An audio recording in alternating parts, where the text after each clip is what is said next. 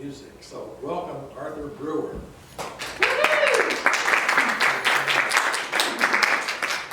Thank you. Am I loud enough without a microphone? Yes. Okay, great. So this is a story.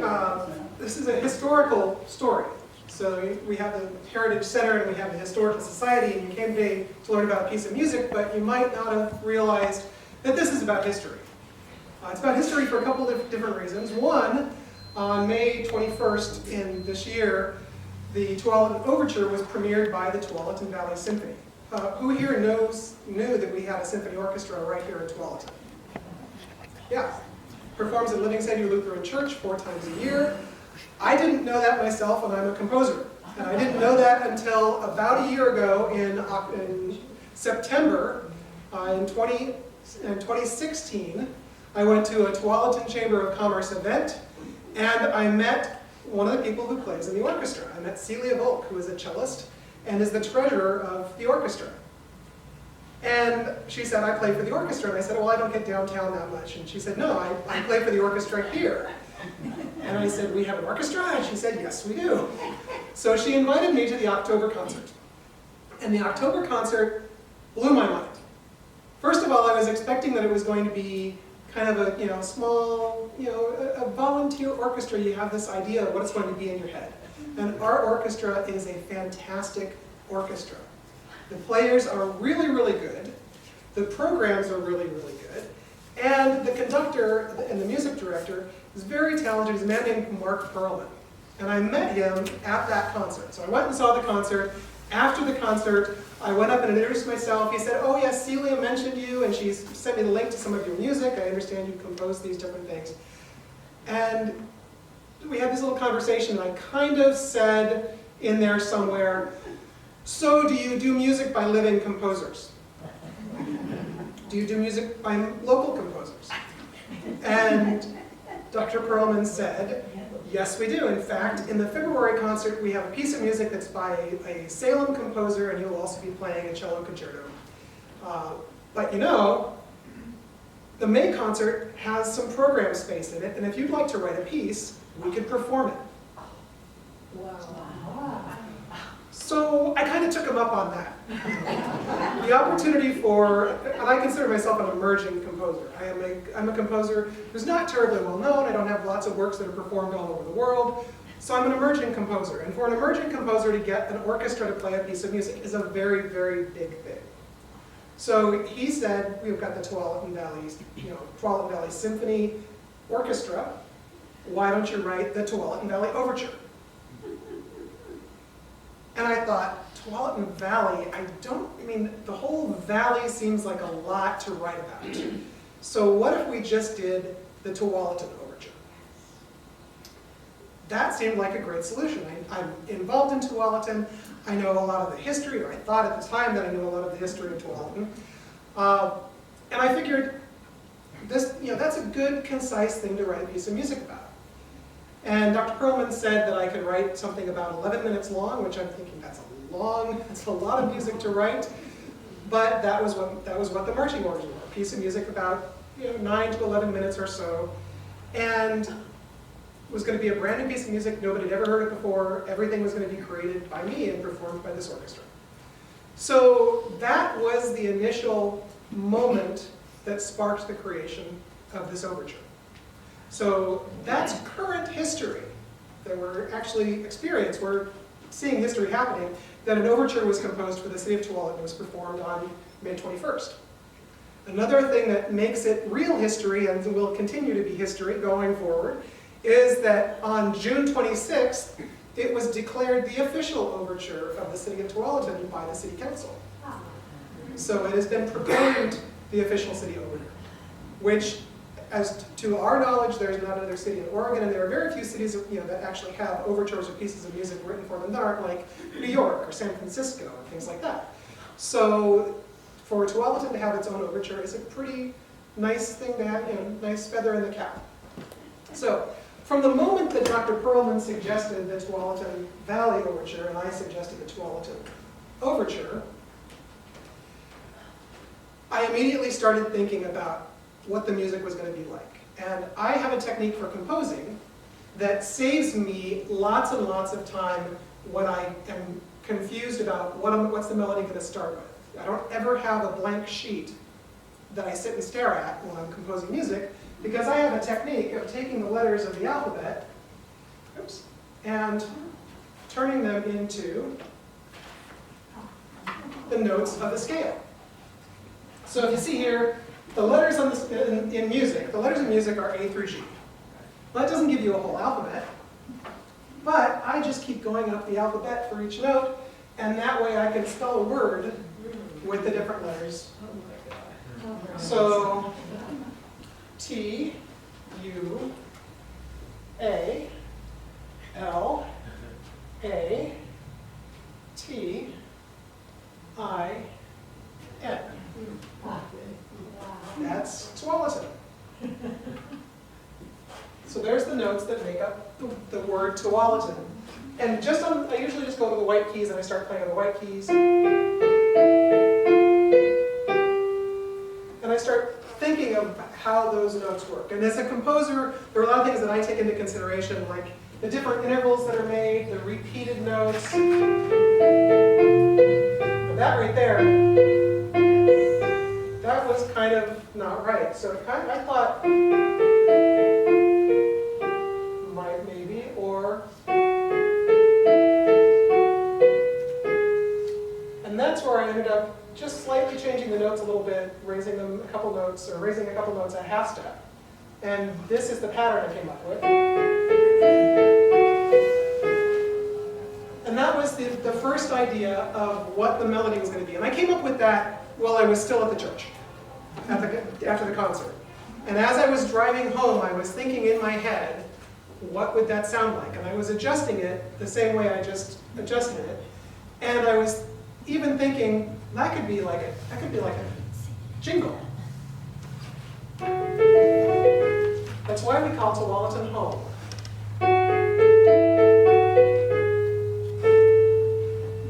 So I was thinking really in terms of how could I make this something really about Tualatin, make it something that Tualatin could be proud of and could share and could use.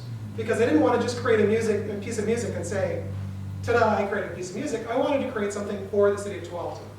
And I did have in mind that this could potentially be something a little bit historical, and it could be something beneficial for the city.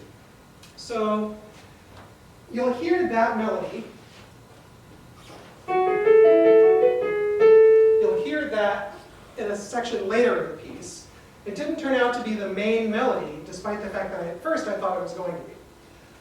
I pretty quickly reached out to Larry, and I said, I need to know if you were to take, if you were to write a piece of music about Tualatin, if you were to encompass Tualatin, what would the different things be that you'd want to summarize in a piece of music, or in just a statement and a message about Tualatin?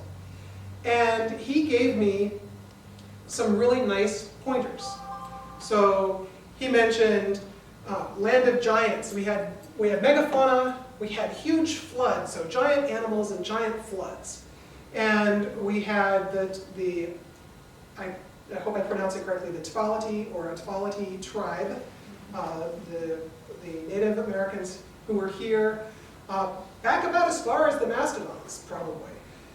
So we had those two things, then we had the pioneers, the American history of the city of Tualatin. So there's these sort of 4 elements of history that he mentioned. And of course, being a member of the chamber and being involved in Tualatin right now and wanting it to be about Tualatin now as well as Tualatin's history, I was thinking we need to have an energetic fanfare, a motivational theme that will move people and make people excited about the city of Tualatin. So changing the notes around. So this is the way I came up with it in my head. And then just the same thing twice. All right, so rearranging the notes just a little bit. Rearranging the notes a little bit, instead of going down, you go up.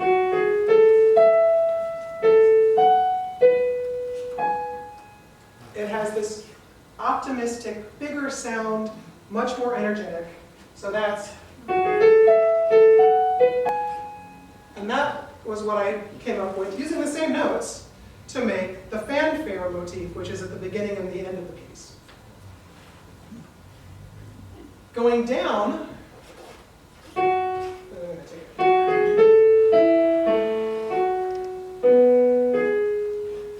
is another melody that are completely different sound. And I use that same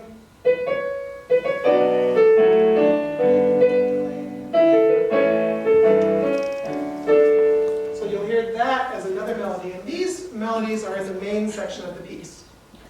So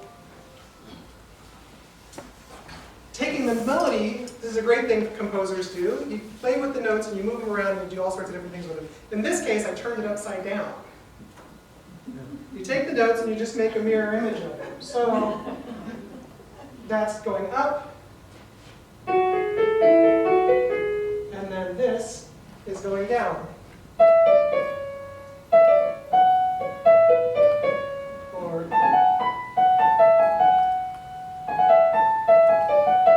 so taking that, turning it upside down, and all of these variations on just the word Tualatin are in the opening section and the closing section of the overture.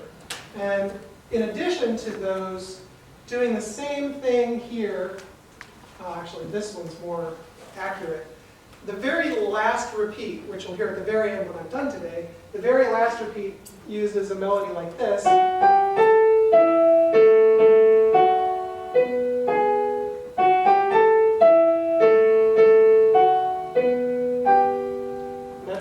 Last repeat of the entire piece. So let's start with listening to the opening of the Tualatin Overture.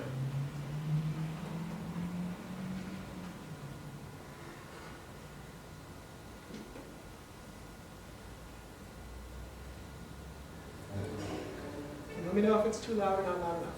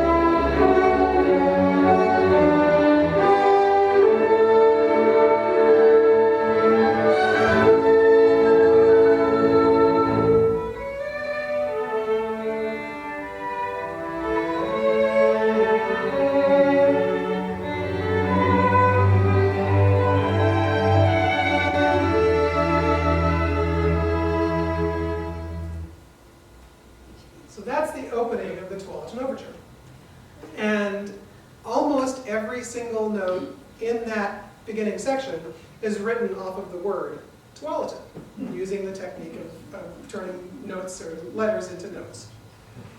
So that gave me a cap. I was planning on making an overture that had something at the beginning, something at the end, and something in the middle. And the something in the middle I wanted to be the history and the personality, the background of Tualatin. And so Larry's notes gave me some really good starting points. And I also happened to purchase one of the books from the Heritage Center and started reading through it. And I realized there is just so much history, and the great majority of this book. This is Tualatin from the beginning, which does take it back to the Missoula Floods and things like that. But the great big chunk of this book is all the history that's happened just in the past 150, 160, some years of this city happening. So how to tell that musically? And I didn't want the piece to be structured in a way where all of the big big stuff was at the front or was all at the end. I wanted it to have a flow to it. And I was trying to figure out how to make the music flow, how to make a story, how to tell a story. And I'm not quite sure exactly when it occurred to me, but at some point it occurred to me, well, let's go backwards in time. Let's start right now and talk about what's going on, as if we were wandering around the lake at the Commons, wandering around the lake, and we walk around and we see things that are current things. We see businesses that are current businesses. But then as we continue walking around, oh wait, there's another Grange, which is a piece of history that goes back 100 years or more than 100 years now. But it, the building there goes back to last century, and it goes beyond that. So let's walk back in history and mention then, of course, the Heritage Center, mentioning all the different things about the history of the city itself. And then one of the things that happens as you're walking back and talking about the history is you get behind, previous to the city, you have the Tualatin tribe. So this, this way of walking back. And then before that, the Native Americans probably did experience megafauna when they were here very early.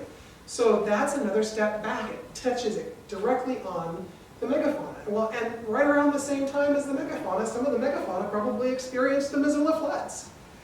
So just stepping backwards like that was a solution for how to get the piece of music arranged in a nice storytelling way.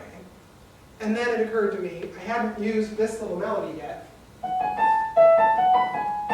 And I really wanted to use that melody. So what was I going to do? That melody, I was going to use that melody as bringing everybody back to the present and going back to the overture at the end. So the first section to go back to is a stroll back in time.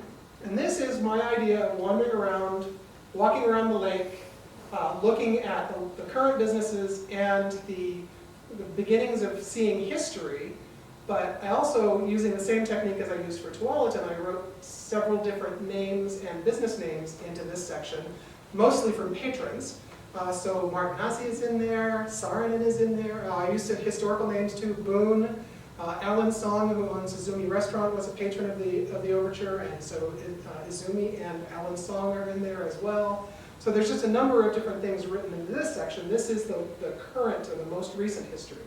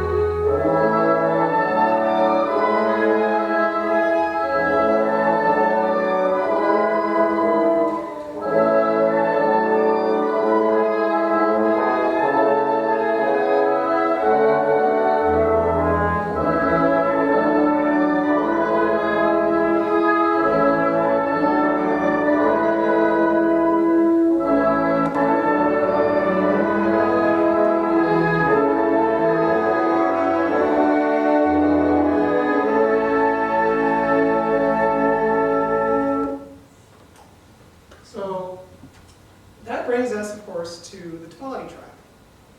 And I had a very challenging time with this section of the overture. Because at first, my thought was, I absolutely must include the native people if I'm going to be writing a piece that's about the entire history of Tualatin. And how am I going to do that? Well, I don't want to be somebody who's composing something that is derivative or something that's, I imagined what their music would sound like and so forth. So I was in a bit of a bind, and I reached out to the tribes of the Grand Ronde, And I said, do you have an actual melody that I could write and compose into the overture? Because I would really like this to not be about me composing something. I would like this to be about the Tualatin people. I would really like this to be something that is legitimately historical, instead of just me coming up with something. And unfortunately, I ran into a situation I understand completely. They do not want their music performed outside of their presentation of it. They don't want their music to be grabbed by other people. They don't want it to be displayed differently than their music. And their music is very often holy and very often personal. And so they said, no, we can't give you a melody to use. And I just had no idea what I was going to do. It was, it was getting down to, 2 months before the overture was going to be premiered. I had an idea of what I was going to do. And I reached out, I mentioned this to the orchestra, and one of the people in the orchestra connected me with a historian. I apologize, I can't remember her name right now, but she's up in Hillsborough. From, oops, let's see. From the very last surviving member of the Tualatin tribe.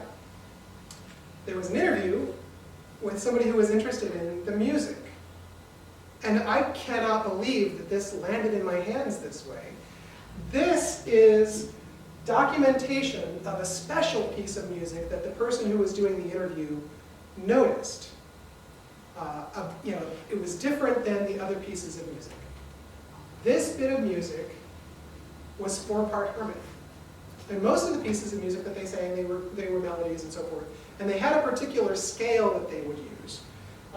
But this is essentially somebody handing me sheet music of a piece that was written or performed by the Tualatin people. So I look at this and I thought, I've been told by the tribes that I should not use their music, that they do not want me to use their music, this piece of music. And basically, just to kind of show you how this would sound, it would be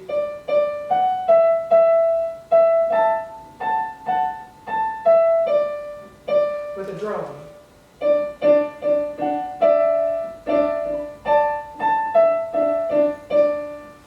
So something like that.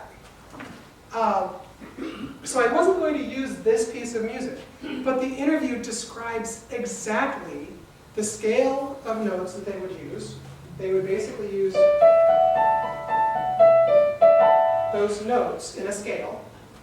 They, in this situation, would perform a piece of music that had a drone in the bass and had a melody up in the top that occasionally split into 2 parts, but didn't always stay in 2 parts. So even though I couldn't use a piece of music or a melody that was a legitimate Tualatin melody, I had a style of the notes that I could, at this point, yes, it's going to be derivative, yes, it's going to be something that is my interpretation of what their music would sound like, but rather than saying this is their music or their melody, this is me trying to give a feeling of the Tualatin people, to try and move people who are listening to the overture to think about the fact that there were Native Americans, there were people living here for thousands of years prior to the city of Tualatin being anything. So with that in mind, and also the author of the interview said that very often what would happen is as people were singing these pieces of music this way, that they wouldn't start at exactly the right spot. It's like a round and it keeps going, but somebody's singing here, you get to the end and then you start over again, but sometimes somebody would start in the middle and kind of overlap. And you end up with this big wall of musical sound that really didn't necessarily all fit together, but because it was those notes, it ended up being a pretty sound and still being very beautiful to listen to, and it didn't end up being dissonant and messy to listen to. So this is what I composed for the memory of the Tualatin people. Again, using this technique of composing and having to compose something with my own technique, and it does use the word Tualatin as the notes.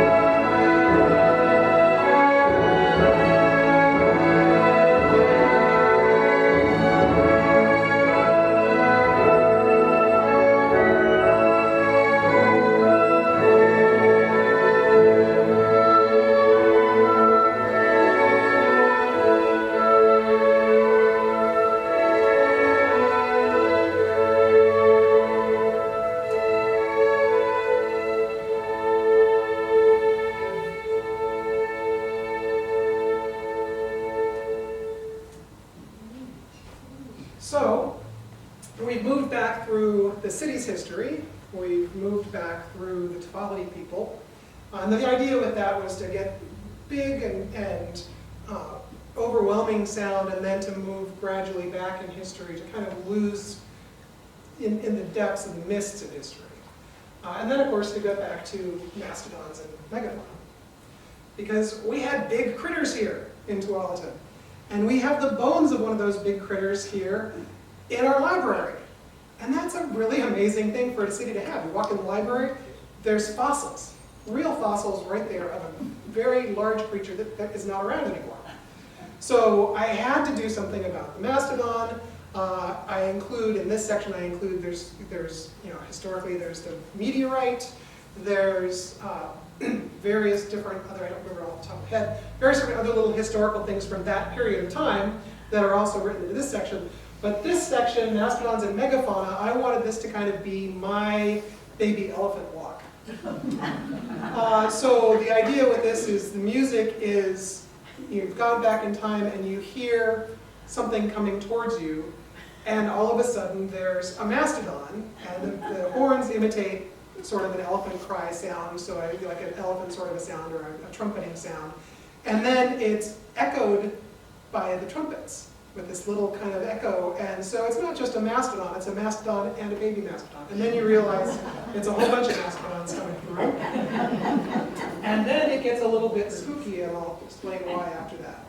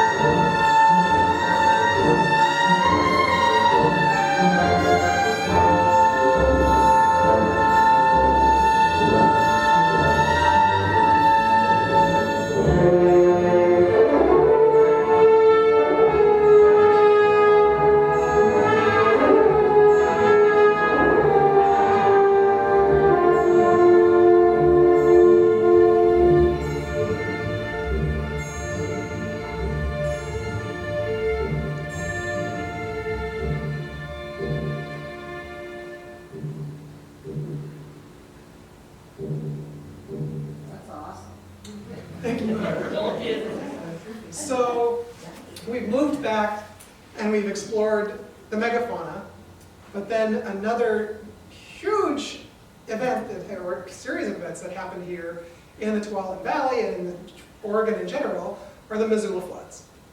So imagine, if you will, just walking down the street and all of a sudden you kind of hear something.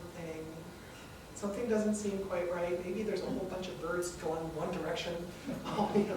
So try to picture that idea of what's wrong, what's happening, and you turn and you look, and there's 200, 300 feet of water rushing towards you.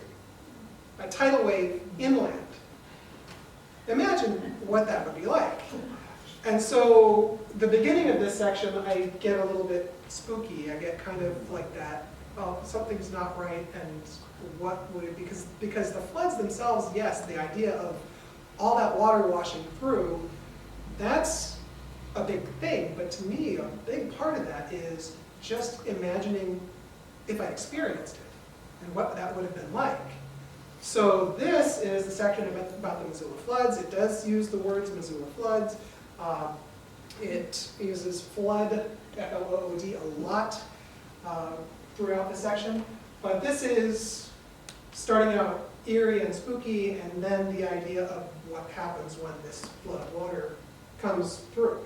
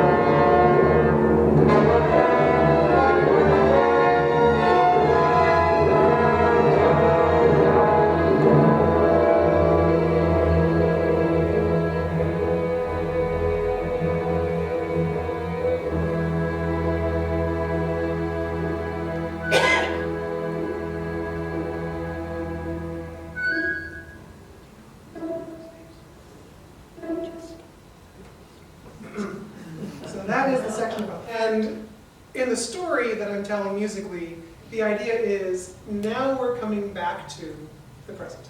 I need to get back to the overture. I need to get back to celebrating Tualatin. So how do I do that? Well, in my mind, the transition, it was helped along a little bit by someone who will remain nameless, Annette Sarn, who said that she thought that a great tagline for the city of Tualatin would be, "It's not just the boulders that are erratic." So the flood brought these big boulders, one of which is sitting out there, and they brought icebergs floating in the water. The icebergs got dropped when the floods receded, and there's these great big rocks that just seem to have come out of nowhere. Well, they didn't come out of nowhere, they came out of Missoula, Montana. So, but they were brought on all this ice and dropped in our area. So I thought that was a great idea. I wanted to include that in the overture, just the idea of that, but I needed to get from the floods back.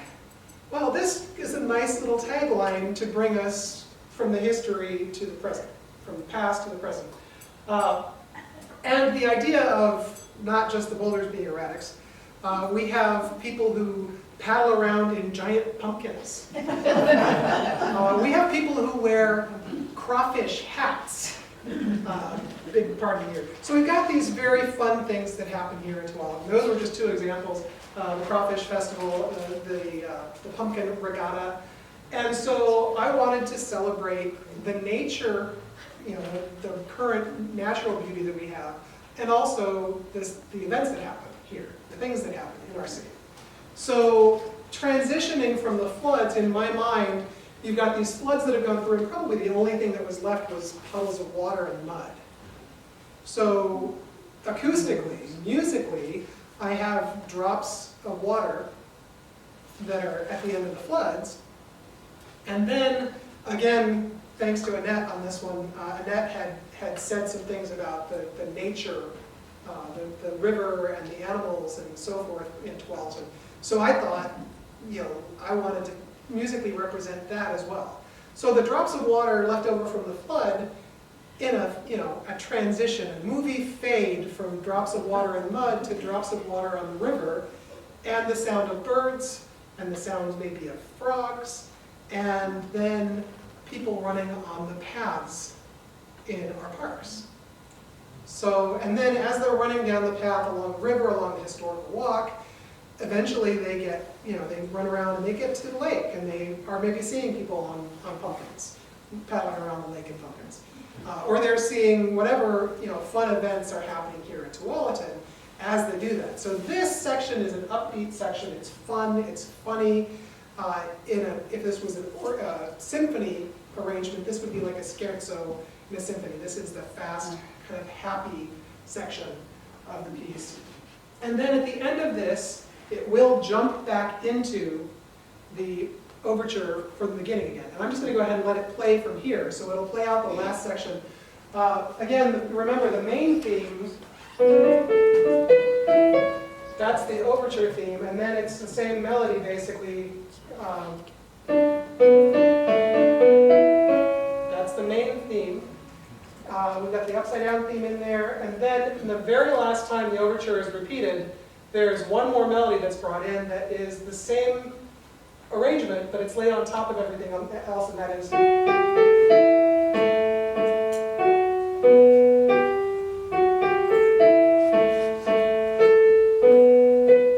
So that lays on top of everything else for a sort of a grand finale of the overture. So here is, it's not just the boulders that are erratic, and then the final celebration of the city of Tualatin.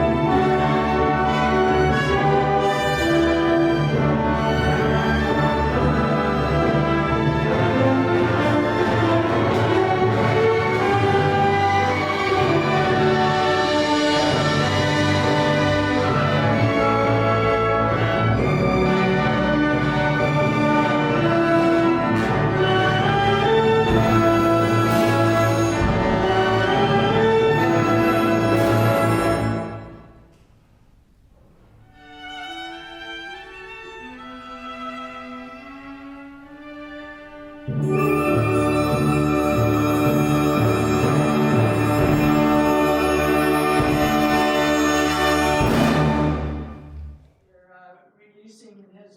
the book of Henry Zink. He's a linguist at the Grand Ron.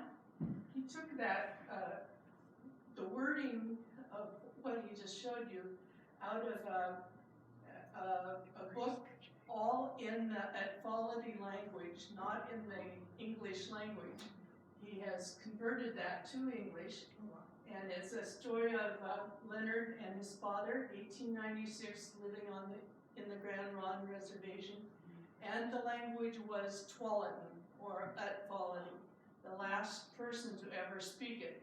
He passed away in 37, but you have a piece from that. I didn't know there was music involved. It's quite a thing. It's going on sale today at most book. Oregon State University Press is one, and Amazon.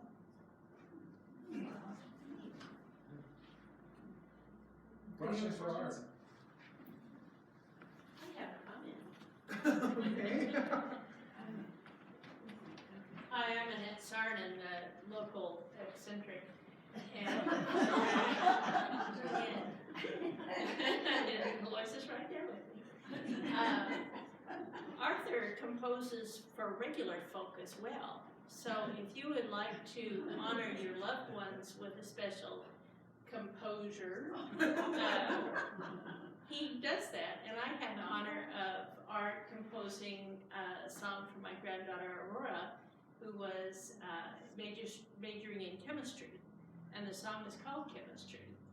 And she's a tough little cookie, and nothing really shakes her.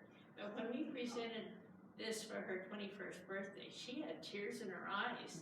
So I know that was a hit. So you too can have a song composed by this wonderful young man, and it'd be a great thing to do for your loved ones. Yeah. How about some more questions? Yeah. Was there a moment where you were able to sit down and hear for the first time the entire symphony do? The way that they, first of all, the way they rehearse and the way that I was finishing up working on it. The flood section took a lot of work for me. Like I said, the experience of the flood ended up being what I wrote about, the idea, the emotional experience of what it would have been like to see the flood coming through. But at first, when I was just trying to compose something about a flood, it didn't inspire. So the flood section was done maybe a month before, so 3 or 4 rehearsals before the actual performance. And the Felony Section was one of the last sections that I composed too, because it was down to the wire. So what was I going to do? Fortunately, because it wasn't terribly complex melodically or harmonically, that was fairly easy to do. The first time I got to hear it from beginning to end was during the dress rehearsals, and that was exciting in and of itself. The next day, sitting, and this was not the first piece of music performed by orchestra that I heard, but this was a piece of music that I composed just for orchestra, just for this ensemble, just for this occasion. Sitting there in the audience, I kept reminding myself to pay attention and not just like pass out, but to like focus on what it sounded like as well as the fact that it was happening. So it was really, I would say it was more the day of the performance that I really got to enjoy and experience the music very much like the audience did. It was fascinating. Thank you. I really appreciate it. Yes. There's a I just question. want to say I found the music really stirring and it made me proud to live in Tualatin. Well, thank you. That's a great compliment to me. And that was what I was going for. I wanted it to be something that would move people, that would represent the city really well, because I think it's a pretty amazing city. I think there's a lot of stuff going on here, and I think the history of the area is really something to be interested in and learn about. Did you have a question? Oh, guess not. Just got a comment. I think you should come back for the second and third version of this, because there's so much more being unearthed today than we didn't know years ago. I'm for it. And there are all sorts of current historical people that are worth talking Oh, to yeah. too. Absolutely. Well, I'm planning on doing just a piano arrangement of all of the different melodies kind of stretched out to make like a piano CD, to explore more of the melodies and the things that I experienced and the things that I created. Because you can see with just the word Tualatin, there was a lot of stuff to explore and come up with. And at first I was worried, how am I going to fill 10 minutes of music? And then my concern was, how am I going to keep this down to 10 minutes of music? Because we ended up with essentially 7 sections in the piece, and if I divided that among 10 or 11 minutes, each section was going to be really, really short. So the sections, while they have personality and they do talk about the history in that section of the piece, they are relatively short for, it's not really like a symphony where you have a movement and then another movement and so forth. This is very much an overture with different little sections of melodies in it. Do you have to divide that to understand when you're listening to it, what you're trying to tell us? Could you repeat the question? If we're listening to the Tualatin overture, how do we know what you want us to know from the music? Well, Are there words? there are notes that go along with the overture as far as program notes. But I think if you just have a general idea of what the section names are, the music speaks for itself. Because you can't miss the Mastodons. I've seen it. And so The you Felony explained Section it in very that much. brochure? I have copies of the program notes that are available. It's available in the score itself, which I can produce more copies of the score itself if we want to do that. And you can get those, you can ask for those through the Heritage Center, they can arrange for those. And there is going to be more information online about it. There's a full set of notes with the YouTube video as well. So yeah, there's more about it in there, but I do have copies of the program notes that were with the concert. 2 more questions. Do you have an idea of how many hours you spent creating this? No, I don't really. I didn't track the time, like sitting down and clocking myself, but now I kind of wish I had. But there was also time, like when I was driving back from that first concert, thinking of the melody in my head. You could say that was 10 or 15 minutes of work, but I was driving, and I was thinking in my head about the stuff, but I wasn't necessarily sitting down at a computer or sitting down at my keyboard. And there were a number of melodies, there was a lot of work that didn't turn into anything that ended up in the overture. There was a lot of music that ended up, still sitting in my sketch pad as to possible other melodies that I could use, which is again why I was thinking about turning it into something bigger with a piano, piano recording, something like that. Yeah. Is that something that the Tualatin High School kids could play? I am working on an arrangement of it that is at grade level for performance by high school. Also for concert band. Great for them. Yeah, I'm reducing some of the more technical stuff that's in for orchestra, and I've got notes out to Reggie at the high school for arranging it for a concert band, making sure that I got some notes for that, for making sure that it could be performed by high school performers. Yes. Yeah. Is there a CD available? There is a CD available. Unfortunately, I didn't have them today, but I can make sure that they are available here on Friday. And you can purchase. You will be able to purchase them. Some of the money from the purchases here will go to the Heritage Center. And some to the symphony, right? Some goes to the symphony, some goes to me, some goes to the Heritage Center. Yeah. Yeah, so I'm a high schooler at Tualatin High, and I'm also in the band program, and I honestly think we should do it sometime. So cool. I am all for Yeah. it. Yeah, I would love that. And that was, again, part of what I was trying to do with it, is make sure that it could be something that could be performed by high school students as well.